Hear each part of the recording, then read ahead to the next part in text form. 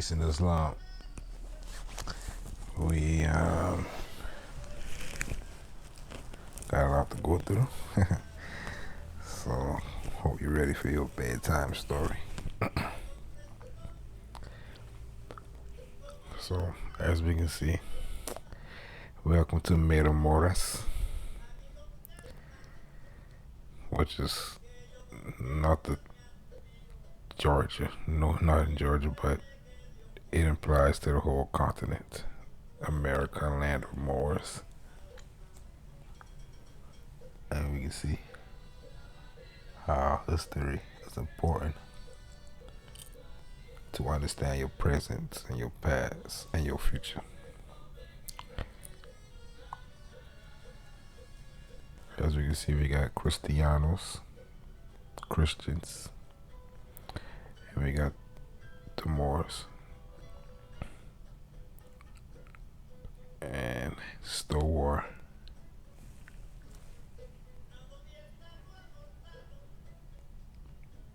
What we do know is that we may be calling it a lot of other things today, but truth is that which that don't change. So we've been Cristianos versus Moros. That's what it still is today.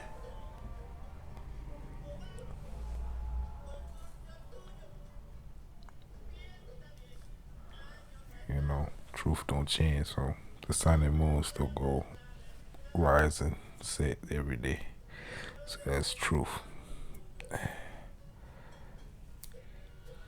So Moors and Christians were at war in America as far back as we can go into the history. So the truth don't change. So we know it's still going on today. But this ain't what this video about. It's part 2, chapter 1, Africa and the Holy Lands. We're gonna get into Africa a little bit more today.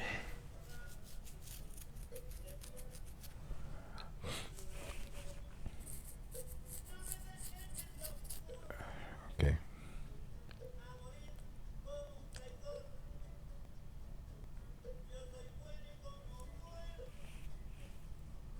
So as we know, we got Africa on both sides. If you follow along these videos, and we know that by the Ghanas, we got a Ghana and America, Africa, and Asia.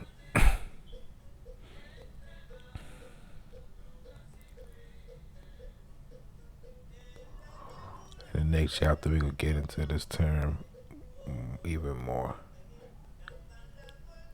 In this worldwide presence, in this historical presence, what it means, the negative connotations and the positive connotations, and the likes. You see the barbers.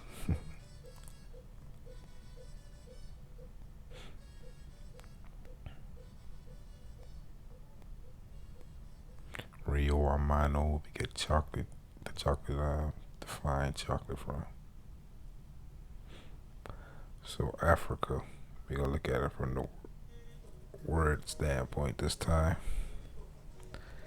And we see Africa. Not saying that this is where Africa comes from, but we're gonna look at 3 or 4 possibilities. So Africa is one of them. You know, P and F is interchangeable. Got Africus or Africus or Africa in the feminine. That's the masculine. And Africum in the neuter.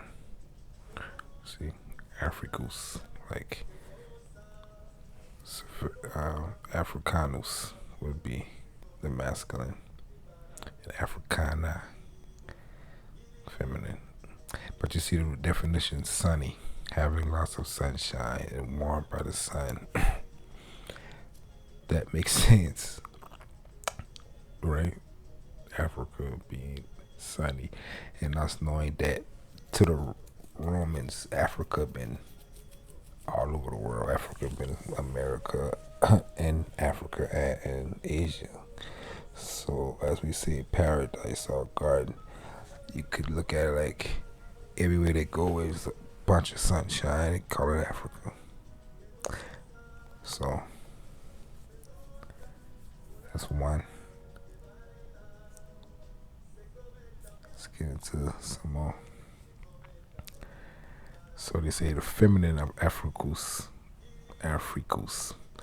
has a noun elliptic of Terra Africa, literally the African land.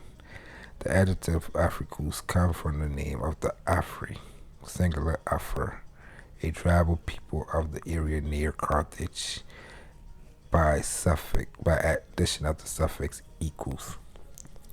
So that means they believe the word comes from the space of the suffix they see just pop up in books equals behind Afri. And we know equals is the suffix in Latin that donates a person of a place. Like Americus, that would be an American. So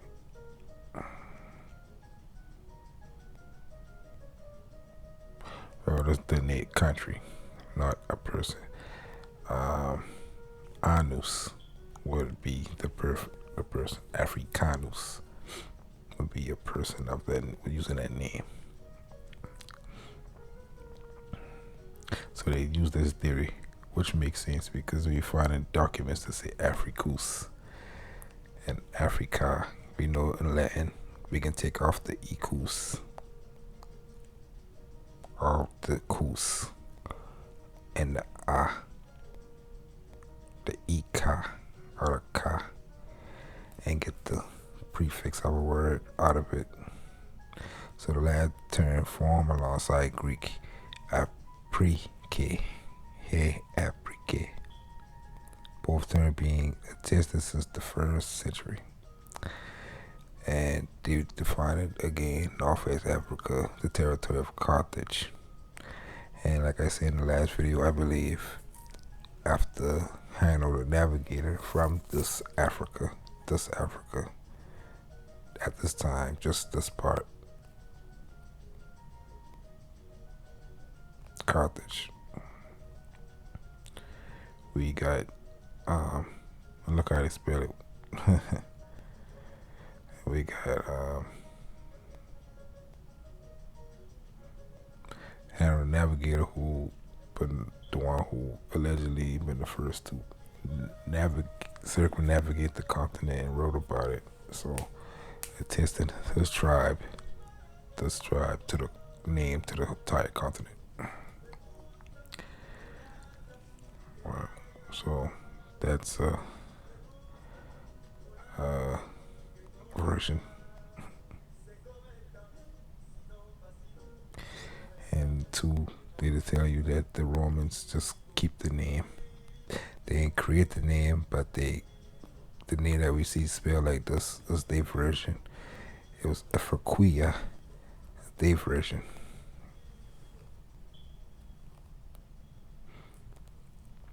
And Africa as a continent, we already know that's the third one. That's what we use it as today.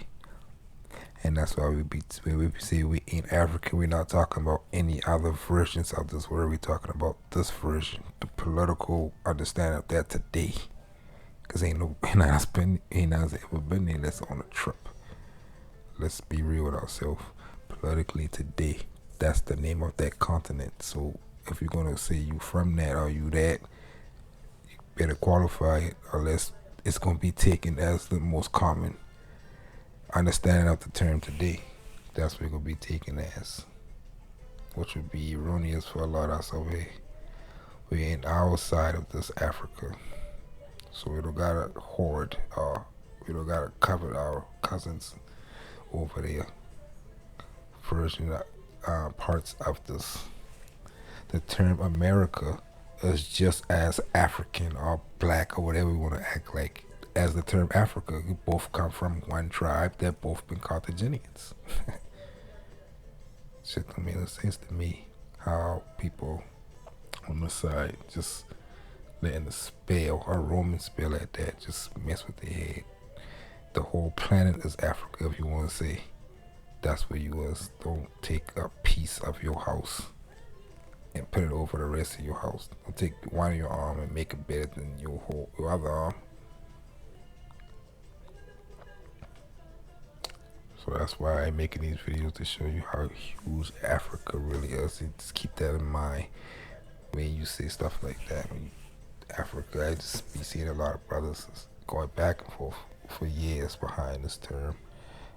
One group despise the term. Don't call me no African.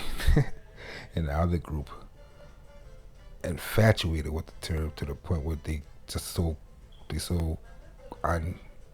they hate America because they're so infatuated with this term, but they infatuated with an aspect of understanding, but they using the political modern day version of that. It's all a wash to me. Just be looking at the both sides like this shit is crazy. So let's bring it together. The term is derived from a Punic or Berber term, and like I said earlier, Afri.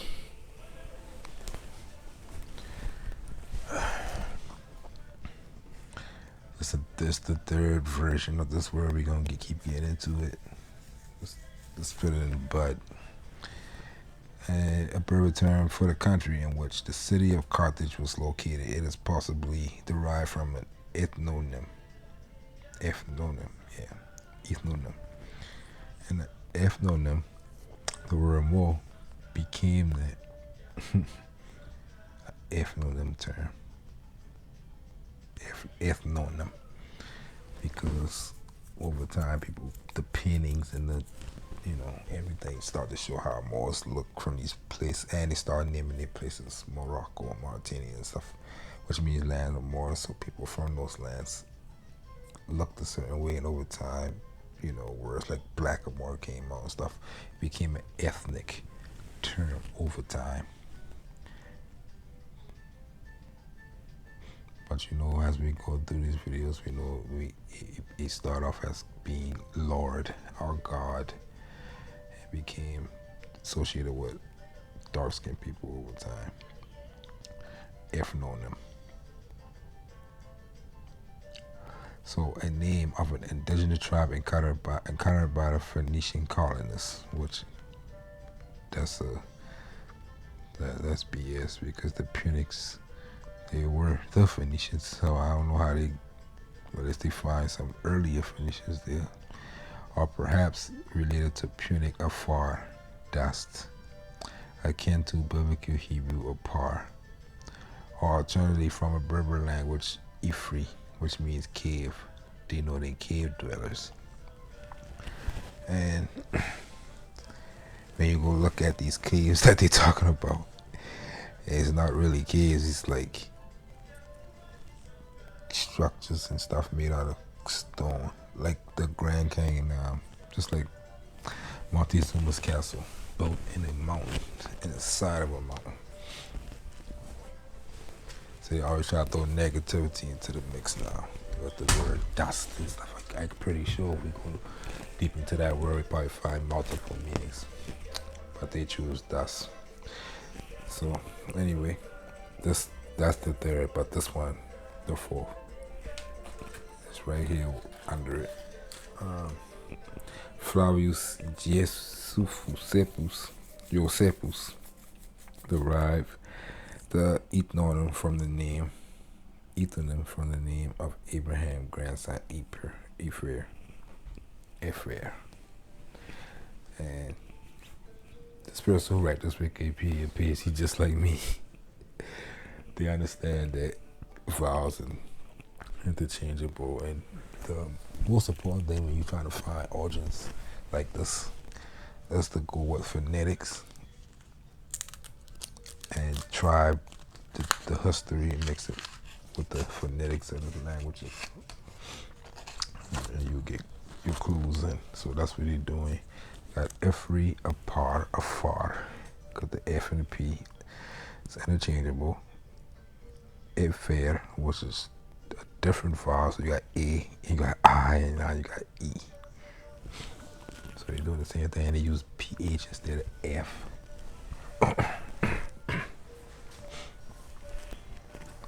So you can do the same thing. You can find more words around these tribes, like the Punic tribes and the Carthaginian, the Phoenicians, and the Berbers, who an area in that area, or even into Africa, and look for other words that can be the origin possibilities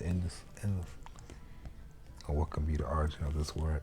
I even come up with two origins that I never read nowhere else, like Aparika, which I believe is paradise. Paradiso. And P and F is interchangeable, so Alpharica. Who knows? We're gonna just dig into it. And another one that I got on here, somebody had comment on one of my posts, and I kind of like that one better. We'll get into that another video. But they talking about Ophir, which is another biblical city that act like they couldn't find. But Solomon been every year going out there for about 3 years, coming back with the stuff that you can find in Africa and America, all the same. Gold, ivory. So Ophir would be another vowel difference. It would be O-P-H-I-R, Ophir, or Ophir. And I like that one too. That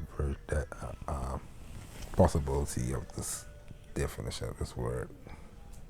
But just like the term America, the term Africa too been so lost for so long. It's hard to tell which these words really mean. So define, and different opinions from so many different people over time. That shit was a wash too.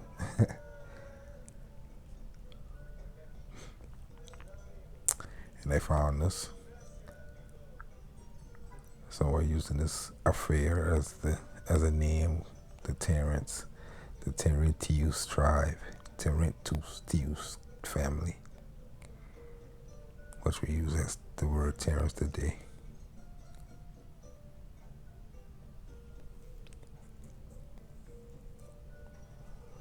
Look, they say I always gonna put the slave thing inside the mix now.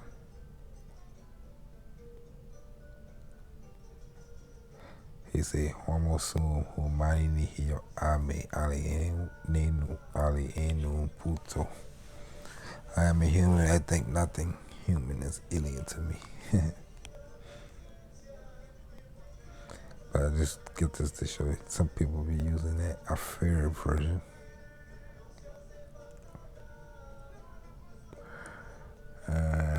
Look at some more stuff. Let's read this first and then look at again how we saw the world compared to people want to say, well, we look at things through European eye. Now we get them through the eyes of you.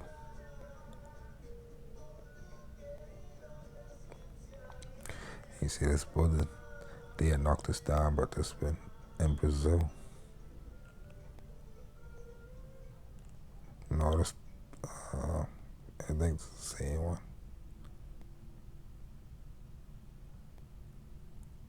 Or a different one. Yeah, it looked like a different one. One of these ones getting knocked down got the picture of up standing up and destroyed. So the kingdom of faith began in Melilla on the Levant side. Melilla is in Brazil.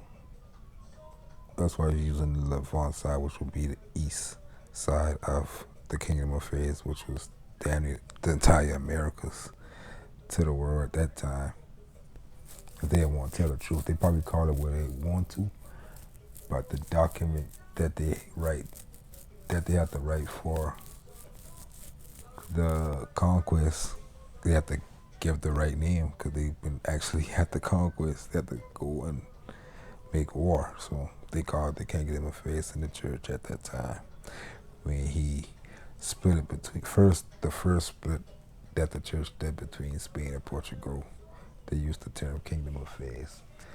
And the Treaty of Tordesillas that we get, they ain't gonna give you that version because it got too much. You got Morocco and all that in that, but they still talking about America. The version we get on the internet, they don't call it the Kingdom of Faith, call it the New World or some shit. But they know damn well at that time they ain't called it the New World yet. So the truth of the matter is they were called the Kingdom of Fez. Began with Melilla on the Levant side, knowing the province as Algarve de Barbary. It had two cities. So now she not going from America to Africa. Because the Algarve of Barbaria, I believe, is in Africa. Yeah. It had two cities, Fez and Rabat or Rabat. Morocco, head of the kingdom, was to the west. So now she jumped back to America with Sousse, Lamekin, Meta or Mecca, and Mauritania. We already see that on the maps. Commercial center of Islam. The Normans who reached the border of Mauritania arrived in Cabo Frio. We will get into them almost at the end. The Normans, so-called Templars, but she uses Templar and Norman interchangeably, which is interesting. Because I thought the Templars just been any Christian from anywhere who been just ready to fight some Saracens. But she got a whole bunch of different stories dealing with the Templars and dealing with America. They've been all over early. So the set was called Ethiopia, Guinea, and Tierra de Negros. And that's the set. Basically, all these places been in this right here.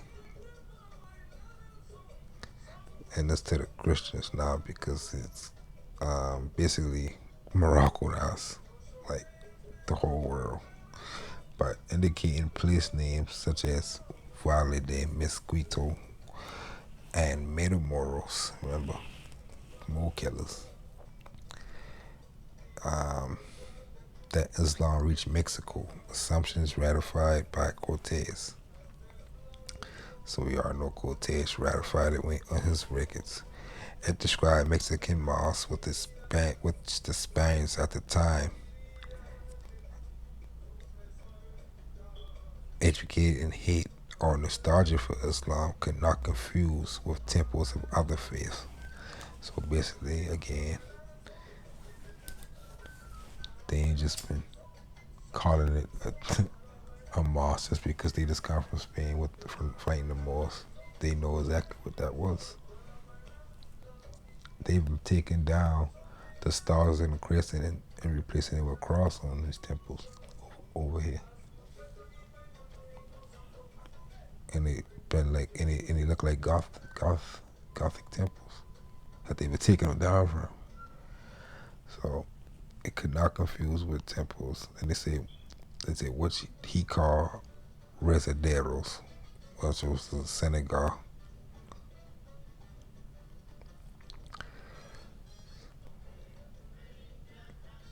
So we see the king or the leader, the fez and the feather and the red cape.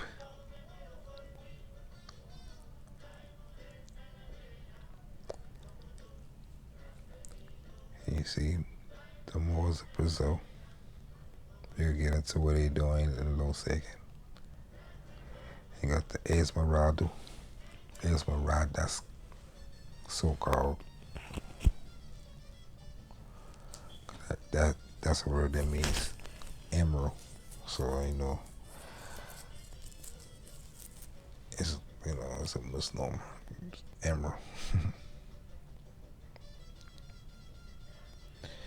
but Esmeraldas is in Ecuador.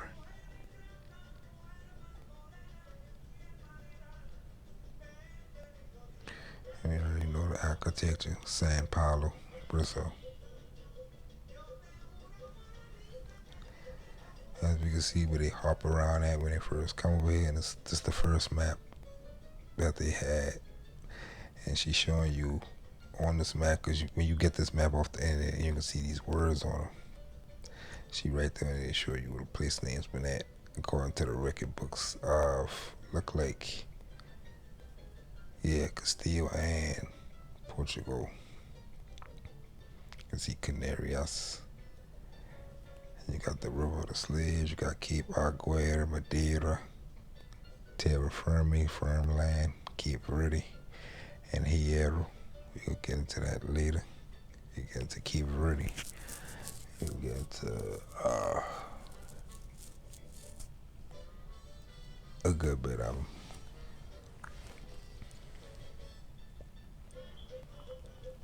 Some Moors in Argentina, or an hour of Mauritania.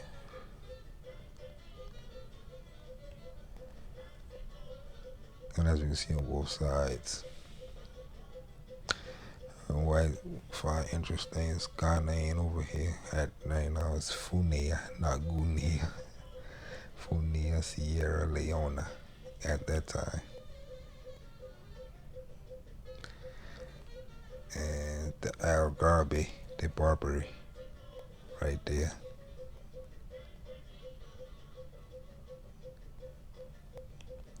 And where Morocco at today, like she said. The Morocco, the head of the kingdom, been here. Can't stress that enough. Very important.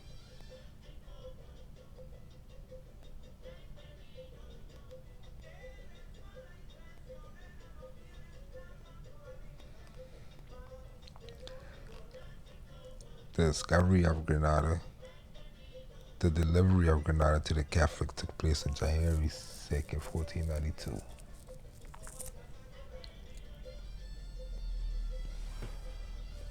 One day after New Year's. That's why New Year's might be January 1st right now. It was a consequence of eternal struggles between Moors. And that's always what it is. Motherfucker can't beat us. And a civilized agreement, because it mediated a promise of respect towards the creed and custom of the neighbors. So if you could read the Treaty of Granada that they did, you're gonna see that shit. They give them all all the freedoms they had. They shit damn near before they even give up Granada. But just like they do, just like the United States did, and everybody else did to them, they make them not be more, so they can't apply to them. Anyway, you still get treated how they treat you, as long as you don't be what the agreements towards.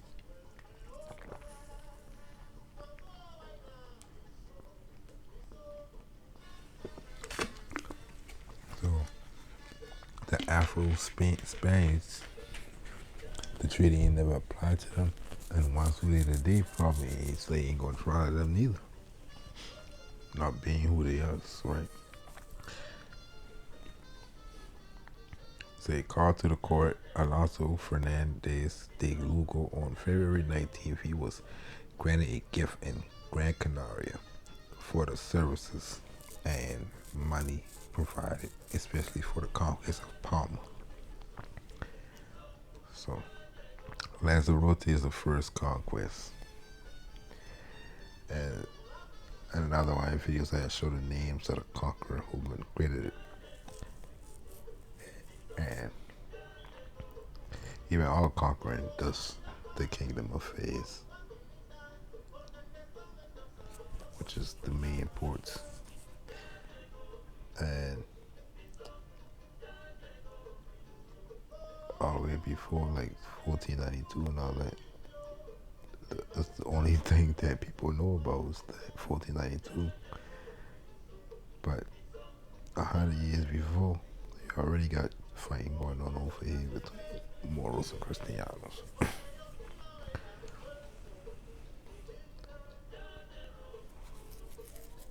You take that's 100, take them 100 years, and during this whole time, we've been fighting each other too while we're fighting them. That's how much. That's what made it easy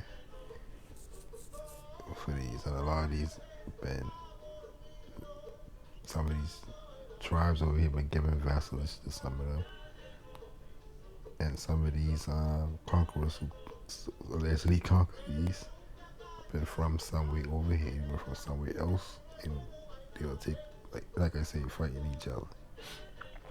Like they showed in the last video, the Council of the Indies. Been a lot of the Moors from who been from the Indies. They been under Castile, but they still had a sense of sovereignty.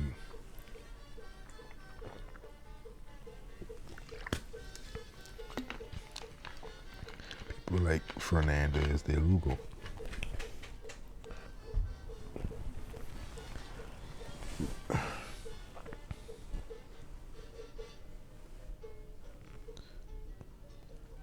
On March 31st, including in the heading of the crown.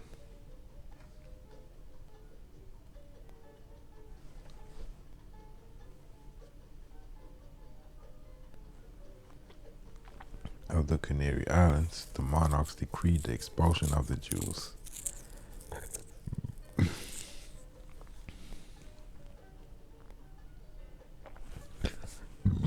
Excuse me.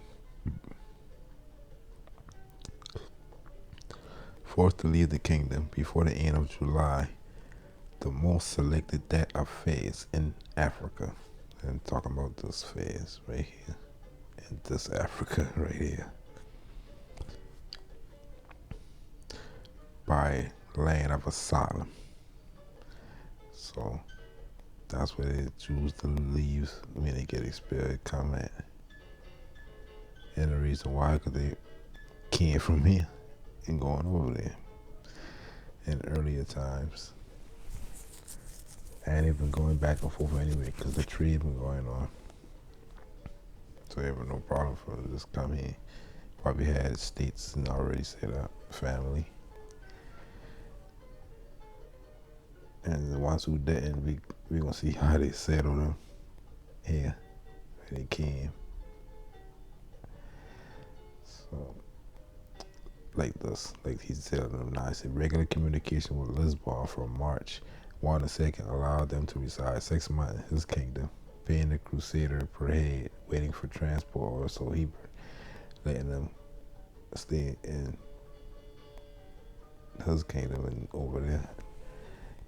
And we're in for transport to go beyond the city of Fez. So that's what she put him in quotes, because that's where the letters say that she getting this from. Where they were going to stop the Christian captives taken to Barbary. So as you can see, we've been bringing Christian captives over here as slaves and stuff like that too, back and forth. The Castilians who went to Ghana, land of Moors, talking about Ghana,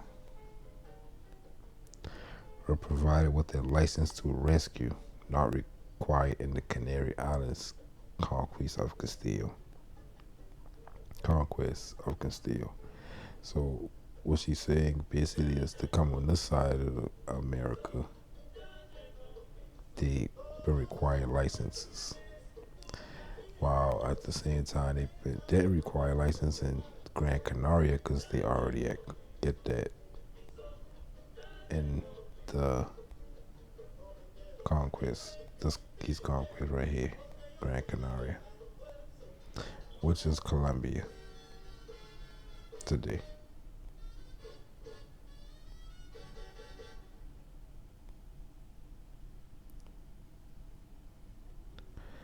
And That's all they really make these claims of conquest, the right of conquest.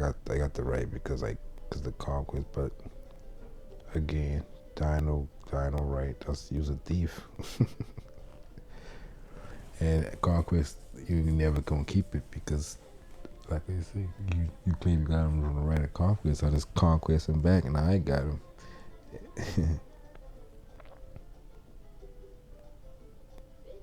But they try their best to formulate it as to make it look like by inheritance or something like that, and it ain't never work. They always looked at as conquerors. The English come through. When the English come through, they make sure they looked at as conquerors because the English been they really came with the claims of inheritances and marrying to the families and stuff like that. It basically copy what Spain and Portugal did, and they did a better job because Spain and Portugal, like we see in the books of the Englishmen, make them be the conquerors. They demonize them, make them the conquerors of this place, even though they're the ones who it got everybody speaking English in North America mainly. But we already know what United States did in South America too.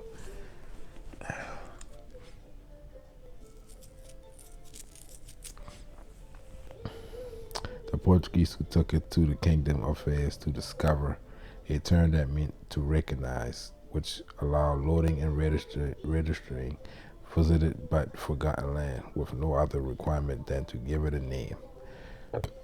It does not seem that Columbus took it on the first trip, but there are witnesses who claim it because they were introduced on his return. From now on, for those who intended to register the land, their name enjoying the planned tax licenses. So over here claiming shit that ain't theirs. And naming things, that's one of the things we forget to do. We forget that's a science. The science of naming something. If you name something, if we all decide to start calling these states something else, people want to start calling them what we calling them. That's solidarity.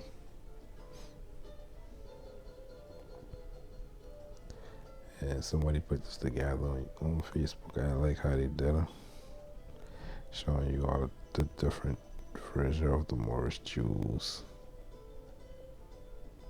and how they always been one and the same together.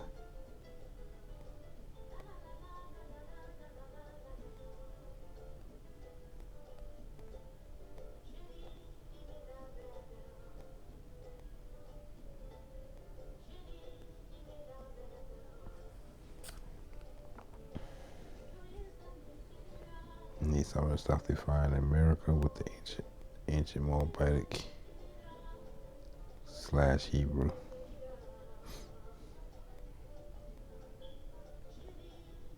This one right here. This is one of the best ones.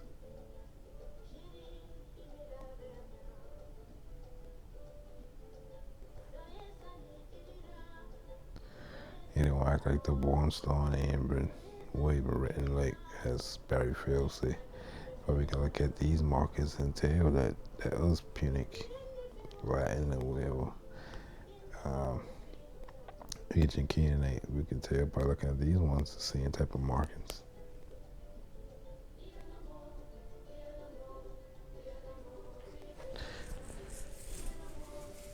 But we know it's the same people, so it would make sense that I have them all over. But they find they find the script, this inscription, just language written everywhere from Alaska to Chile, almost in every region. No other ancient language, just this. No other hidden so-called Indian tribe language that nobody can find out the information about today. So they can just make something up and say this is an old Indian extinct tribe. None of that, only this.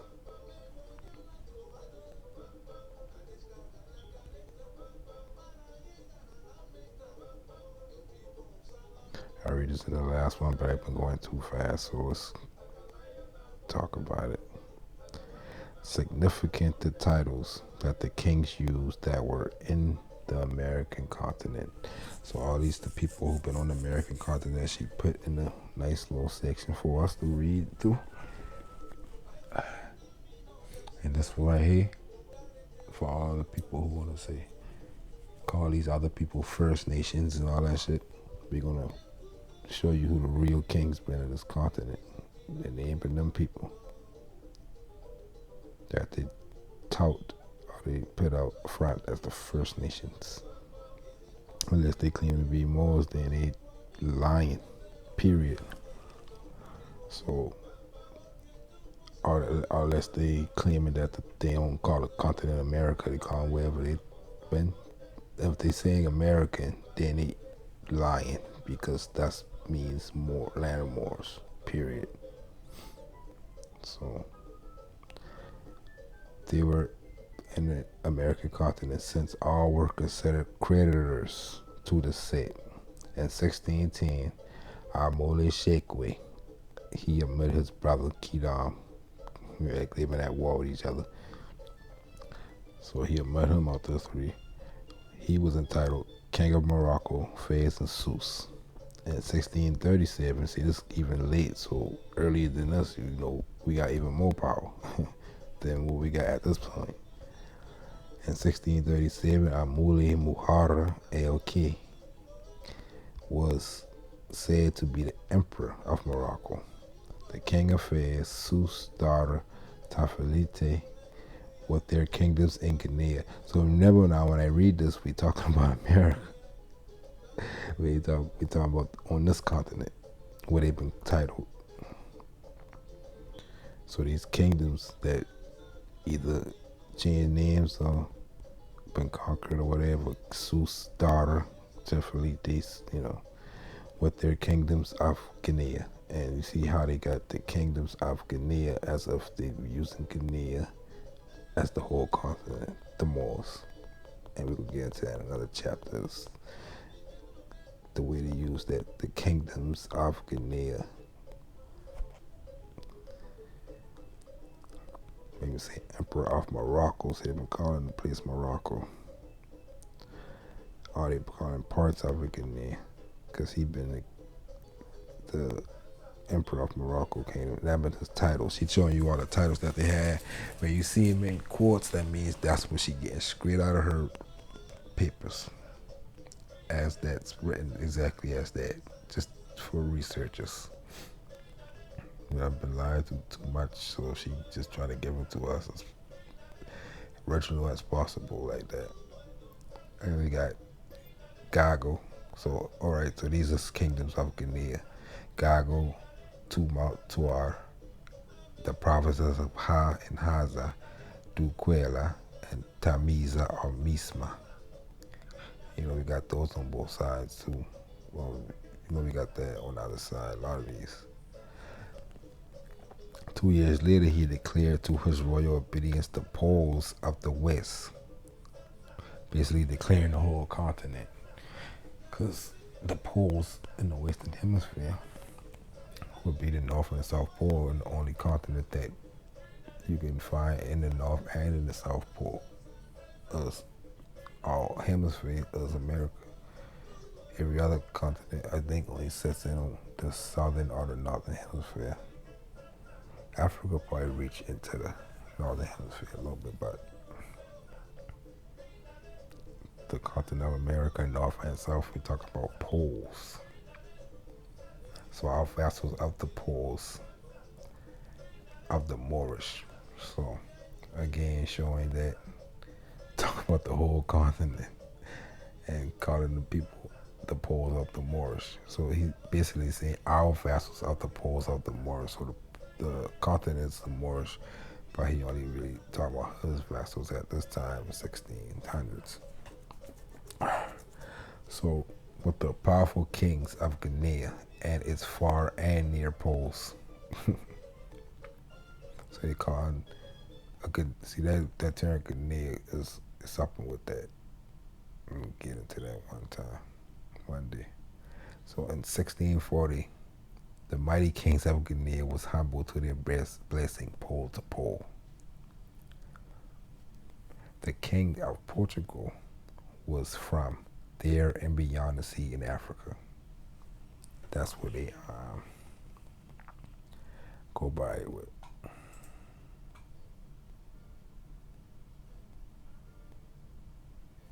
That's the people right there and there, they'll have like long, like let's say, tram, the teacher of the sacred grove, and that would be like a signature. That's how nobles used to do it. They say Lord. That's another title that they had, Lord de Guinea, Lord de Guinea. And we know a lot of those Alfonsos had the Guinea on their title. And they had that gold too, Guinea. So he said, from the conquest to navigation, you always got to be on conquest with these people. Navigation and commerce of Ethiopia, Arabia, and I think that's supposed to be China, and India. And so I think they breaking down all parts of America like this: Ethiopia, Arabia, China, and India at this time, and the Algarves, which is the other side. The two Algarves, one side is Straits, and we already see the other one that's in Morocco. So in the 1600s, Portugal rocking with that side too. The son of Juan III, contemporary of Carlos V and the conquering Muhammad, limited himself to being called just the Prince of Brazil. The Catholics were kings of the Canary Islands, and that's why I always try to tell people this Indian term, you're dealing with Castile, you're dealing with the church. Them, the ones who just gave vassals to the church became known as Indians in that territory. And we know how powerful the Catholics in the church been in Castile. So I can understand how La Florida and our grandmama and everybody on this how that reached them too, because people getting baptized from Mo to Indian of the Indies, because you ain't anywhere where you been at no more. That's the Indies now. It belong to the Catholicas, Castile. So the Catholics were kings of the Canary Islands, which is, we know, again, Venezuela, Colombia. And they call them islands because anything that's surrounded by anything is island to them. The Indies, we already know the islands, Caribbeans, their possessions in Africa, and terra firma, which is, we going down by Peru and stuff like that. Felipe II, his titles of the Canary Islands, so he's a Catholic, so he got some of the same things, but you see how he changed up the East and West Indies now for him, because he from the ones who start going the other side, the islands and the terra firma of the ocean sea. That's the names change up from the different kings, and that's Felipe II. It's the Catholica, who the Treaty of Tordesillas, and it is allegorical. This Mole Shekwe, who converted to Christianity, Amule Shekwe. And the rest of these I just put out there just to show you how the kings of Guinea would have been anyway. Kingdom of Morocco and all that over here.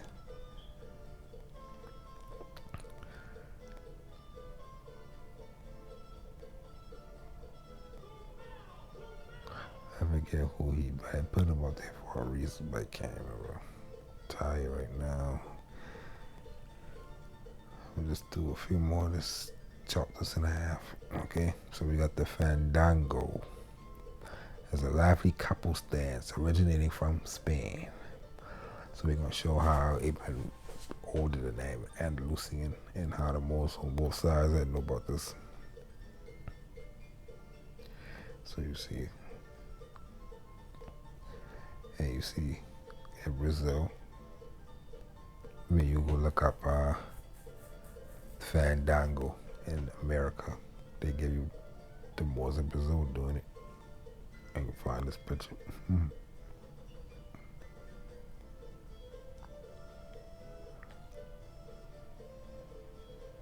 They're dealing with an empire here. They already had know what they've been doing. So it is not surprising that in the 14th century, black slaves landed in Barcelona, coming from Ethiopia, which was supposed to be the current one, or that they were brought from a Mauritania identified with Morocco. So the record books show slaves, so-called black slaves, coming into Ethiopia. Barcelona and Seville and places like that. On the record books, they show it as coming from Mauritania, Ethiopia. But a lot of the authors, we already know a lot of authors who read these documents and write books about the slave trade or anything else, they erroneously put it in the wrong place. Understandably, because the names of the maps that we see today, we got an Ethiopia, we got a Mauritania. But as we know, Ethiopia, they say they come from Ethiopia. And if you want to go by a modern map, shit, that wouldn't make no sense. If you come in from the Atlantic way, it wouldn't make no sense. You're going all the way around Africa with Ethiopians to get to Spain. The travel's longer. Excuse me. So they say where the majority of olive complexion are pure and simply white. She's talking about Morocco. And it is very voluntarily forgotten that Strabo placed the Ethiopians on the shores of the ocean on both sides of it, separated by the sea. Community of blacks and pirates, free continuously, because they were never slaves. Resident in Andalusia, they chose mayors and judges who governed and judged them based on the laws and customs that, being common, reveal common origins. So what I want to point out in this one is Negroes and Loros is where a lot of the ship manifest been showing up. Cargo of Negroes and Loros, which means blacks and pirates. And I could just assume the pirates means so-called these guys. And you already know Negroes. But all these people is Moors. Like I say, Loros and Negroes show up on slave. Those terms show up dealing with slavery. If you're dealing with international trade or just letters between heads of states, if you're looking onto those records, they ain't calling themselves them things. Later you start to see people call themselves black and whatever, but at these times in these records, the term Negro only show up when we're dealing with the capturing of Moors.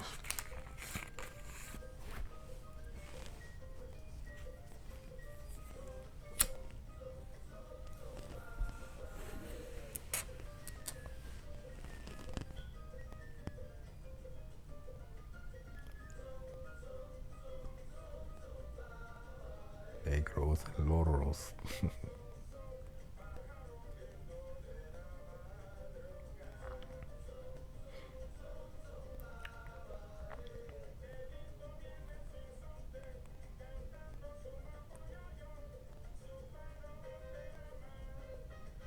And this one right here, we got this man right there got a poncho on. That poncho you see that all over the place. You see that in Morocco, Spain, Mexico, and this right here is, I think, Brazil or Colombia. That's the one. If I'm mistaken, one of the two.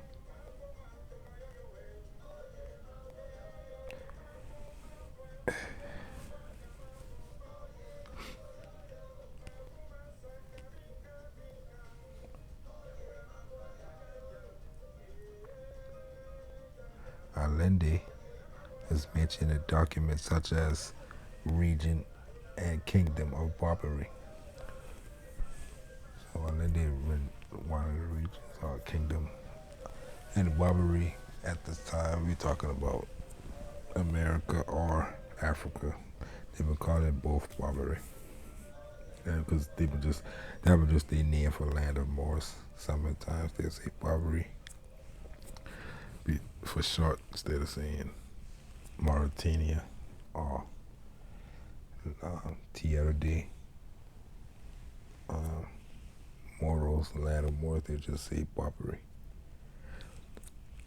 And the reason why they Mauritania, land of Moors, these Christians had to understand it because they got it from the Romans earlier, who weren't already using it. They just changed the different versions over time.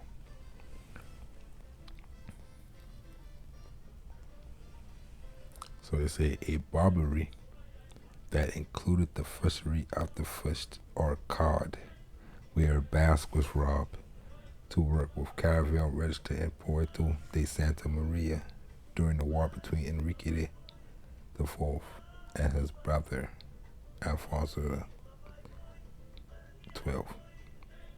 Barbary was the Guinea of the gold mine and the rescues from the coast of Manigueta or the pepper. Ships from Allende confesses cotton cargo.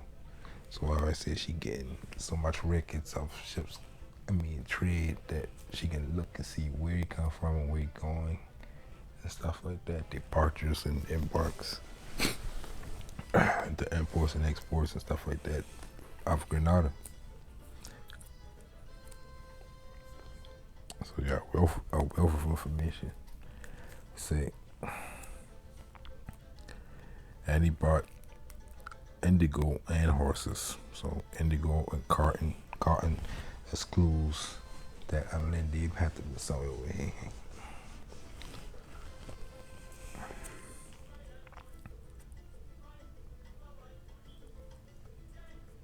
And he brought indigo and horses about around the fall of Malaga. The Alfagami family asked the Catholics for insurance. And then on the last video I say, the part where he was talking about him and his family, that he asked to go to the land of Christians, talking about America. No, he was talking about Spain. Because I remember they were letting them reside somewhere before they get ready to go to America. So to go to Allende, that's where this family I want to go. In the Barbary, land of Moors.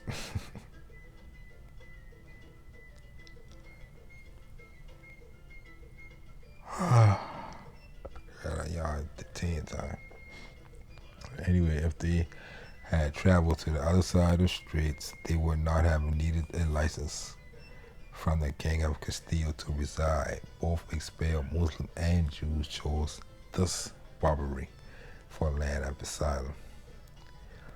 And what was interesting she said about this Barbary, about the Basque was robbed in a fishery that served cod, and that reminded me of this.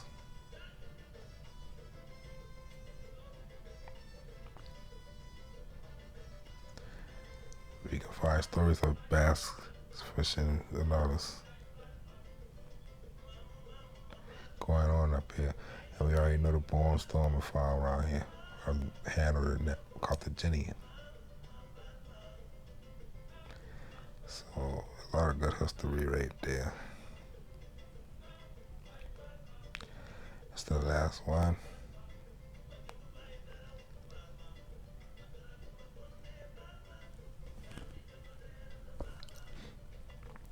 Chasten before the concession of the conquest of the kingdom of Fez. granted in 1411 was without effect because he was anti-pope. Juan I of Portugal resumed his project, seeking moral strength, having Ceuta, head of the Gothic Church in Morocco. He made it occupied in 1415. In 1416, the Knights of Christ passed the Canaries, discovering, quote unquote, the Cape of Nam,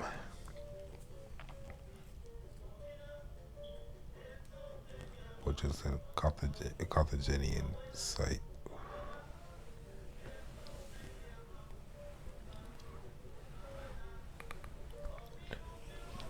Unique Pope after prolonged schisms.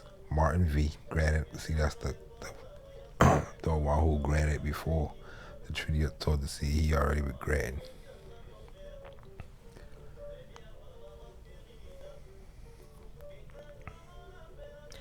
He granted Juan I a crusade in Fez in 1418. So they've been asking the popes. They've been asking the Pope to make war on the Moors of Alan Mar for a long time because we've been going over there and putting our own leaders on the throne and stuff, right? To keep them in check. So they said we need to go over there and take the war to them. This ain't gonna work. They keep bringing the war to us. So they try to keep the foot on our neck ever since.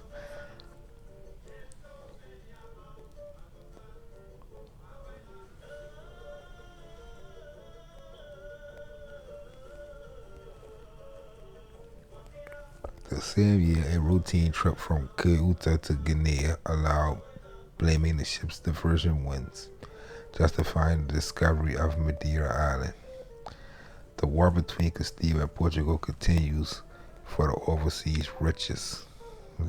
Riches. The pontiff wanted to settle them, divided the territory of Fez between the two crowns.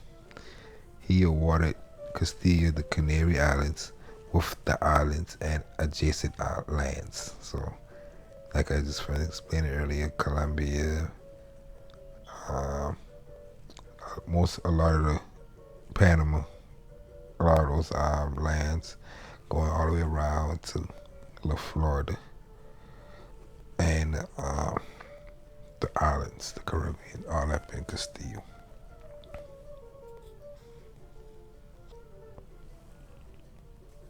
And the church.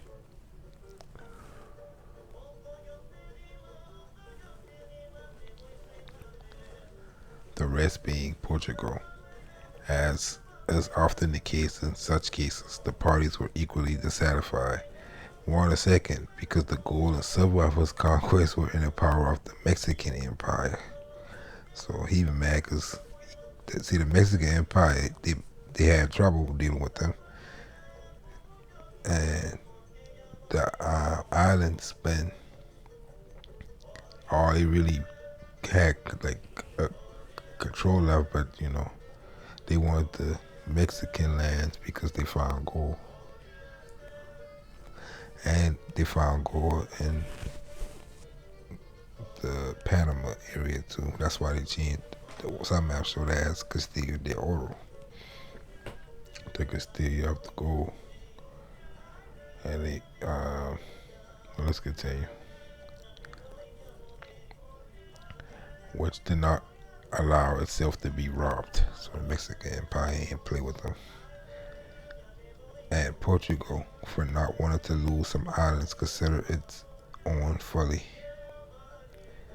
Declared the Azores discovered in 1431. Gomez Pires doubled Cape Nam in 1434. So it's all leading up to before the 1492 now.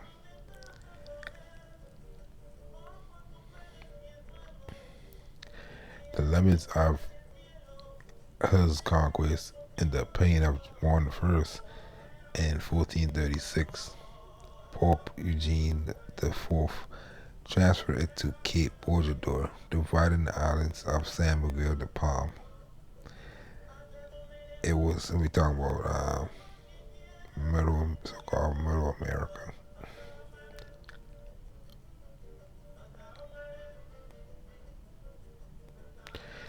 Uh, it was the north to Castilla, with the name of Palma, and the south to Portugal, baptized at San Miguel, the enclave of the Aguas, embedded in the Castilian conquest in the Tierra Alta. In Tierra Alta, I think that's still around. Let's check that out.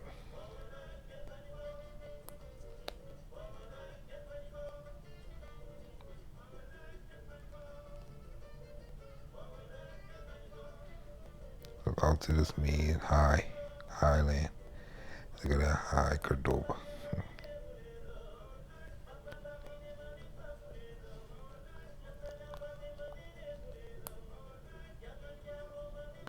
Yep, Tierra Alta. They just put them together. But I know I see that before.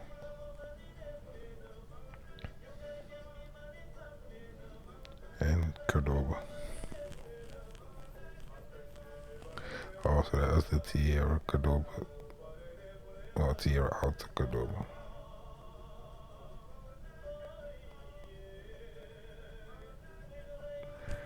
San Miguel. Probably San Marcos. Nah. Look at that Sahago. Morris juice.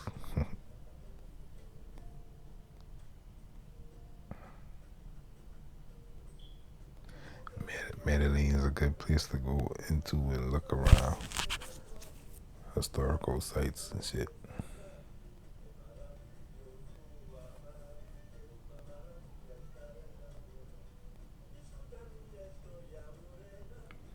And somebody had comment on one of my posts and say it's not uncommon for a lot of the Andalusia and Moorish stuff to be in America due to the conquering of it by Portugal and Spain. But as we see, we reading these posts, we reading these documents. That person is mistaken, big time. There's more of the land of Moors than Spain or that Morocco over there. And that's what we're finding out. Guanare.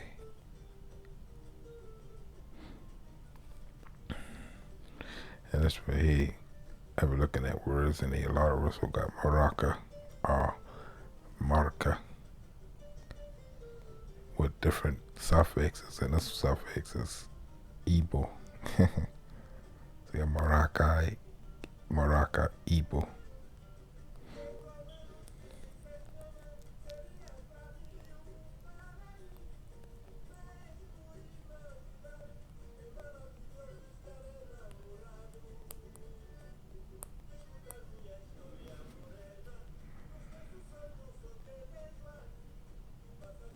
See, Maraca Nagala, Maraca Ya, Maraca Na, Maraca Kuera. And you go to Africa, you got different suffixes and prefixes that's similar to the ones over here.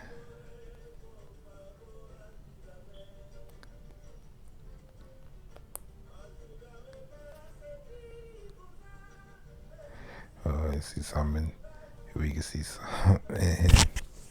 Shit, that's Carolina. We see something in Southeast Asia. Like Marca, yeah, Marca's one too. Marca Belly.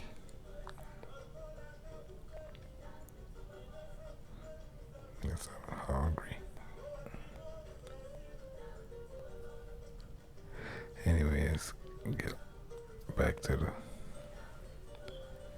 Since it ended in Tierra Alta, included in the Tierra de Negros for having them on the coast. It was known as Terquera, depending alternately on the governance of the islands Madeira and Cape Verde. So even changing up a lot. In 1436, Baldea wanted to fusion Angra Caballos before the Ruivos, forgetting that the situation had changed. Expelled by the Castilians, he made a stopover in the Rio de Oro, collecting blacks, well, kidnapping Moors, passed through the south and ended up in the Punta de la Galera, a place named that kept northeast of Trinidad hunting sea lions. So let's check that.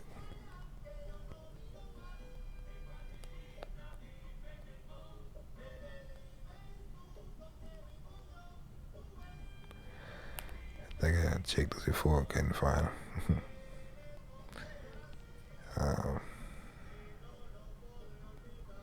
I think I did that on video. I just be getting deja vu doing this.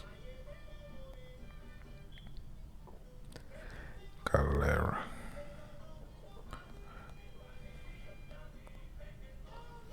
Spain. It's in Spain now.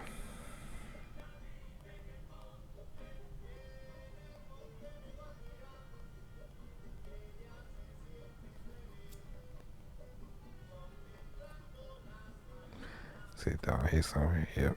Let me check. I'll go closer and check.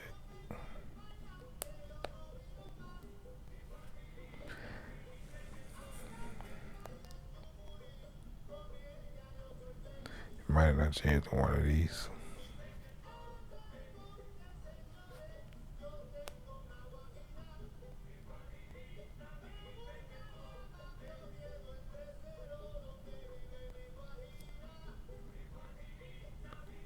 Probably this one. You see, they got the marker at the end on this one. Catamarca. No, ain't that one. It should be on closer to Trinidad.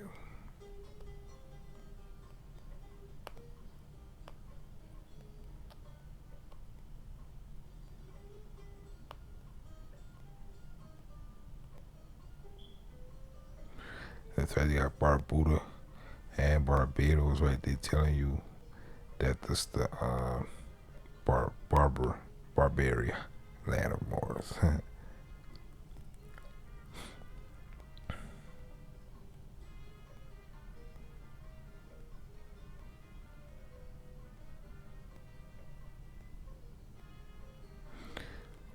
Right. Trinidad, right? Yeah.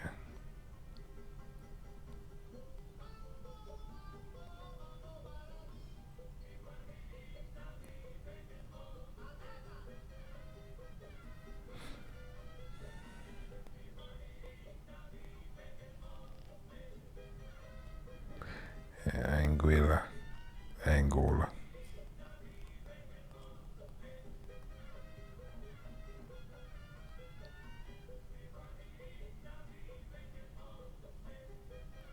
A lot of stuff they don't show you unless you go closer. And you see that Guyama. Then that Guyama was the old king of these islands, the Ghanas.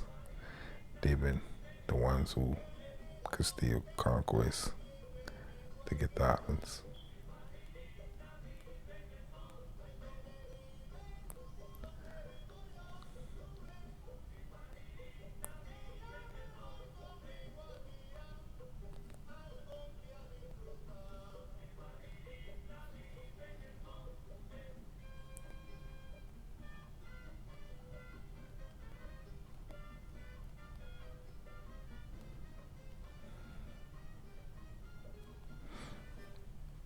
I guess I ain't been passed by this island.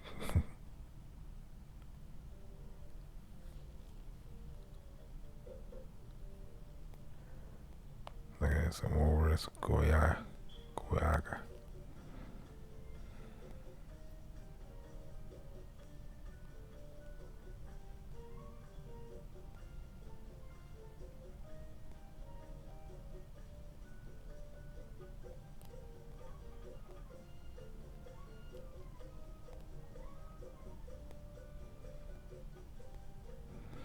Now, so there's another word that deal with guana.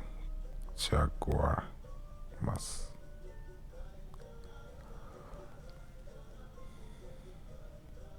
The CH and the G. It's interchangeable.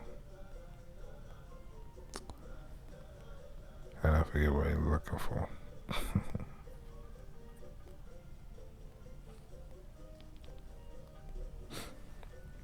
No, yeah. I see it again. So as we can see, Castillo planting flags.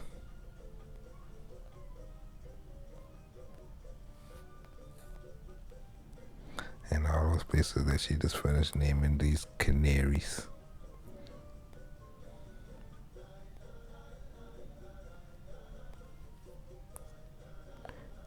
And Tierra de Negros, land of blacks, tell them.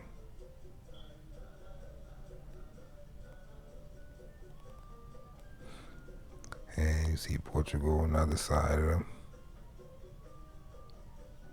with the Azores and the Ghana Islands and the Ghana Sea, and the piece of Brazil.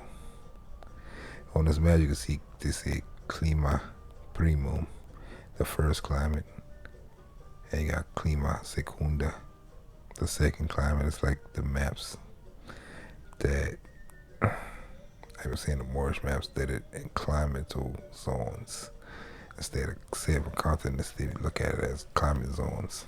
So one climate would be Africa, one zone. As you can see on this map, that's how they still got them. So anyway, I definitely chalked this up in 2 parts. It's a lot more to go. And I'll finish up next time. Islam.